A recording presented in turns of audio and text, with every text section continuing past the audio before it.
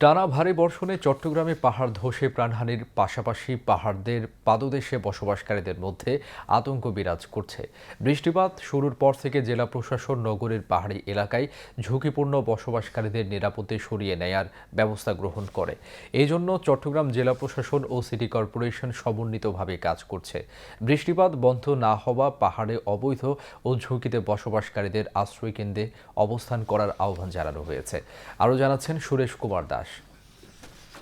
বর্ষাকালে যখন চট্টগ্রাম নগরে পাহাড় ধসে নিহতের ঘটনা ঘটে, তখন পাহাড়ের ঢালে ও পাদদেশে অবৈধ ও ঝুঁকিতে বসবাসকারীদের মধ্যে আতঙ্ক তৈরি হয়। তখন তারা প্রশাসনের সহায়তা খুঁজে। গতকাল নগরীতে পাহাড় ধসে চশমা হিলে শিশু নিহতের ঘটনা ঘটেছিল। এই আতঙ্কের মধ্যে লালখান বাজারের মতি ঝরনায় পাহাড়ে বসবাসকারীরা বলছেন, প্রশাসন তাদের প্রয়োজনীয় সহায়তা করে না।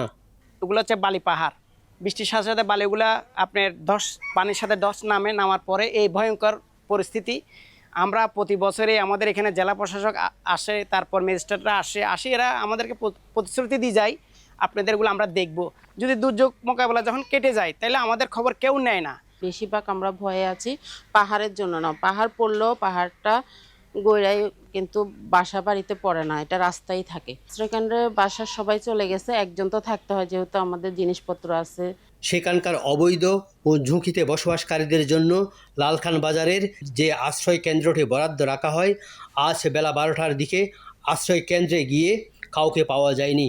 বিদ্যালয়টির প্রধান শিক্ষক বলছেন, তারা কেউ কেউ রাতে আর কেউ কেউ সকাল সকাল আশ্রয় কেন্দ্র ছেড়েছেন। আমরা জেলা প্রশাসন থেকে নির্দেশনা পেয়ে লালখান সরকারি প্রাথমিক বিদ্যালয়ে আমরা আশ্রয়কেন্দ্র হিসেবে প্রস্তুত করে রেখেছি। গতকাল কিছু আশ্রয়কেন্দ্রের লোক আসছিল, জেলা প্রশাসন থেকে কিছু ত্রাণ সামগ্রী এখানে পৌঁছানো হয়েছে। আর মাননীয় মেয়র মহোদয় উনি গতকাল এসেছিলেন এখানে। রাতে যারা আশ্রয় প্রার্থী ছিলেন প্রায় 300 জনের মতো, তাদেরকে রাতের খাবার দিয়েছেন। অধিকাংশ রাতে খাবার গ্রহণ করেছেন, তারা কিছু কিছু রাতে চলে গেছেন এবং বাকিরা সকালে চলে গেছে। কিন্তু প্রশাসন বৃষ্টি না থামা পর্যন্ত আশ্রয় কেন্দ্র না ছাড়ার জন্য তাদের প্রতি নির্দেশনা জারি রেখেছে। চট্টগ্রাম নগরে পাহাড়ে অবৈধ ও ঝুঁকিতে বসবাসকারীদের জন্য 8টি আশ্রয়কেন্দ্র চালু করেছে প্রশাসন। এছাড়া নগর ও জেলায় প্রশাসন পাহাড়ের কাছে বসবাসকারী ও বন্যা দুর্গত মানুষের জন্য প্রয়োজনীয় সহযোগিতা অব্যাহত রেখেছে। এখনো বৃষ্টি হচ্ছে, আরো বৃষ্টি হবে, আরো 2-3 দিন বৃষ্টি হবে। এই জায়গায় মানবিক বিপর্যয় যাতে না হয়, বিশেষ করে পাহাড় ধস। বারবার সতর্ক করছি পাহাড় থেকে সবাইকে নামার জন্য। এটা আসলে একটা কঠিন একটা চ্যালেঞ্জ, কারণ তার শেষ সম্বল নিয়ে সে যখন আমরা তাকে আসতে বলি, সে তখন আসতে চায় না। তাই মনে করে যে হয়তোবা কালকে বৃষ্টি শেষ হয়ে যাবে, আমাদের বিপদ বোধহয় শেষ হয়ে গেল।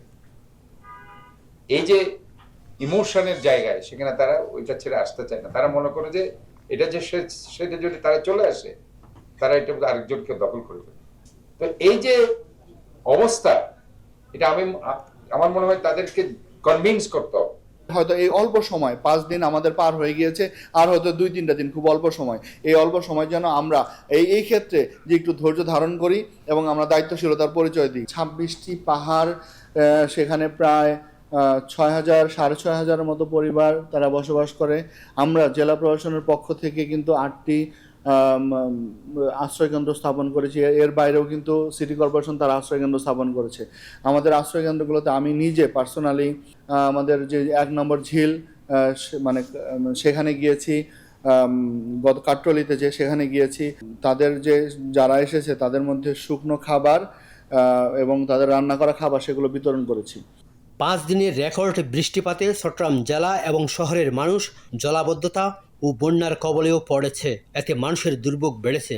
তবে জলাবদ্ধতা ও বন্যার দুর্যোগ সাময়িক হলেও গত 3 দশকেও পাহাড়ে অবৈধ ও ঝুঁকিতে বসবাসের ব্যাপারে কোনো সমাধান আসেনি।